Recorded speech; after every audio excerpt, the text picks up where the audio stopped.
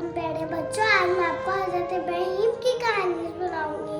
एक दिन हजरत इब्राहिम अपने चचा के पास आए और वो उनके पास पूछा कि जो आपका खुदा है बुद्ध, मैं उसे खुदा नहीं मानता। लेकिन लेकिन बाबा कहते थे, उनको चचा नहीं कहते थे। उन्होंने कहा कि तुम हमारे खुदा को खुदा क्यों नहीं मानते? उन्होंने कहा क्योंकि मेरा खुदा है जो वो ऊपर है, वो किसी को नजर नहीं आता, उसी ने आपको नेमतें दी है, इसलिए आपको कोई नहीं नेमतें दी। वो आज़र को गुस्सा आ गया उसकी बात सुनकर, पर हजरत इब्राहिम उनके पास से चले गए। इतने बड़े पहाड़ पे आए, नीचे उतरे, उन्होंने सबसे पहले सितारे देखे। इतने सारे सितारे, उनको लगा ये खुदा है। जब सितारे भी डूब गए, उन्होंने कहा ये सितारे तो डूबने वाली मखलूक है, खुदा नहीं हो सकता। फिर चांद आ गया। फिर जब चांद डूब गया, उन्होंने कहा चांद तो डूब जाने वाली मखलूक है, चांद खुदा नहीं हो सकता। फिर जब सुबह हो गई, फिर सूरज आ गया।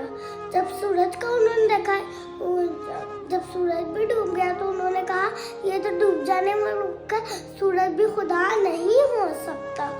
एक दिन वो फेस्टिवल गए, मतलब मेले पे गए, तो ना हजरत इब्राहिम को वो कहते आप भी साथ आए हमारे साथ। लेकिन हजरत इब्राहिम कहते मेरी तबीयत नहीं मानी, मैं नहीं जा रहा। तो फिर जब वो सारे चले गए जहाँ उन्होंने अपने बुत रखे हुए थे, एक मस्जिद में, हजरत इब्राहिम वहाँ आए। उन्होंने सारे छोटे बुत तोड़ दिए, बड़े बुत के कंधे पर कुल्हाड़ी रख दी।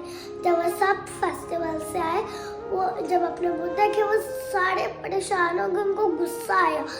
दो लोगों ने हजरत इब्राहिम को बुलाया। उन लोगों ने हजरत इब्राहिम को कहा कि ये बुत किसने तोड़े? उन्होंने कहा आप अपने बड़े बुत से पूछे, क्योंकि उसके कंधे पर कुल्हाड़ी, मुझसे क्यों पूछे?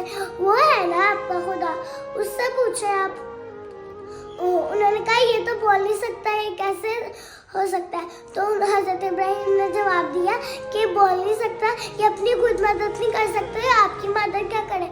जो मेरा खुदा है वो नेमतें देता है। उनमें से कुछ लोगों को असर हुआ, लेकिन कुछ लोगों को असर नहीं हुआ। जिन लोगों को असर नहीं हुआ था ना, उन लोगों ने सोचा कि हम इतनी बड़ी आग दिलवाते हैं जिसमें किसी ने भी ना देखी हो, हम उसमें हजरत इब्राहिम को डाल देंगे। अल्लाह ताला हमें कहानी याद रखने की तौफीक अता फरमाए। आमीन। जज़ाकुमुल्लाह।